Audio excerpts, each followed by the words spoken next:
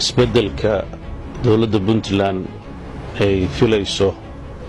in ay 5 sano soo socota ay uga qayb qaadato kaalinteeda ku aadan horumarinta dowladda Puntland waxay leedahay yoolal ay doonayso haddii la haydmo inay gaarto yoolashaas yoolka labaad ee ah kan ugu weyn marka laga tago amniga waa yoolka kobaca dhaqaalaha iyo horumarinta dhinaca ganacsiga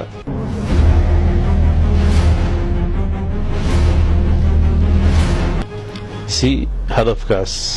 loo xaqiijiyo waxay dowladda Puntland ku dhawaaqday in ay qabanayso shir looga hadlayo maalgashiga Puntland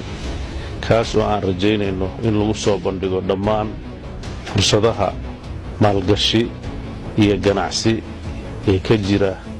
maamulka iyo dowladda Puntland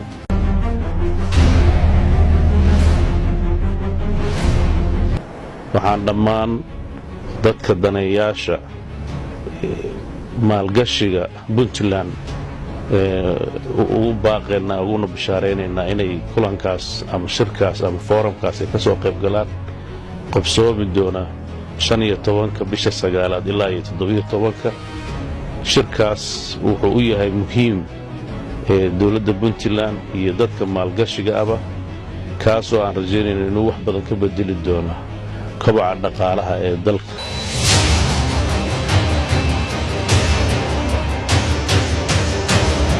kobcinta dhaqaaluhu wadooyin badan oo loo maraa jira wadada saxda ah annaga aan u aragno inaan u marno waxa weeye inaan helno maalgashiyaal ganacsi xor ah leh oo iyagu na faa'iida dalkan u soo hooyo shaqo abuur iyo horumar dhinaca kaabayaasha dhaqaalaha iyo meelaha kaleeto ee dalka aan ka filayno inuu khayraad ku jiro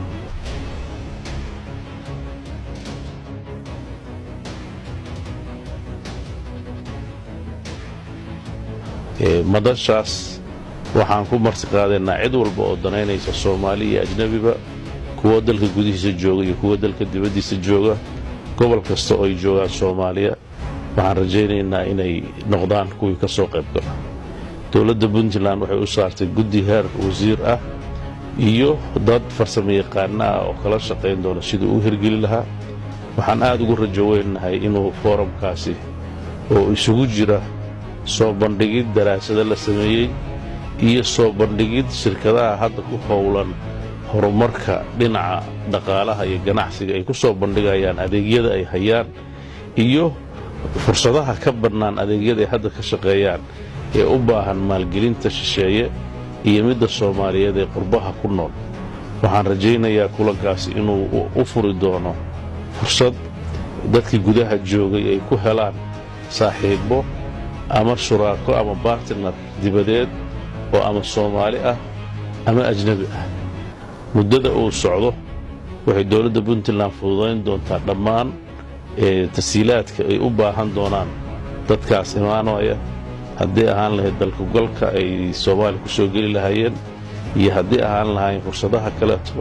runtii aad bay muhiim noogu tahay kulankaasi oo aan qayb ka mid ah qaybaha aan rajaynayno inuu ganacsi ka qayb qaato caqabadii ugu weynayd oo ka soo qaybgalka shirkaas aan uga baqaynay oo ahaa dhinaca isgaarsiinta waxaad ogtihiin in aan ku guulaysanay inay diyaaradda Ethiopian Airlines oo ah diyaarad xiriir badan caalamka leh qofka meel kasta uu joogan connectionkeedu uu helayo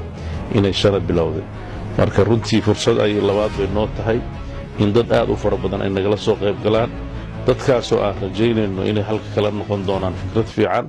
iyo inay go'aansadaan in ay maalgelin sameeyaan maalgelintaas la samaynayo runtii waa maalgelin aan ugu talagalnay in dadka maalgashiyaashoona ay faa'iido ka helaan dadka Puntland ay faa'iidada ugu weyn ay ka helaan ay noqoto inay shaqo abuur xoog leh ay ka dhaliso iyo macaash laba dhinac ah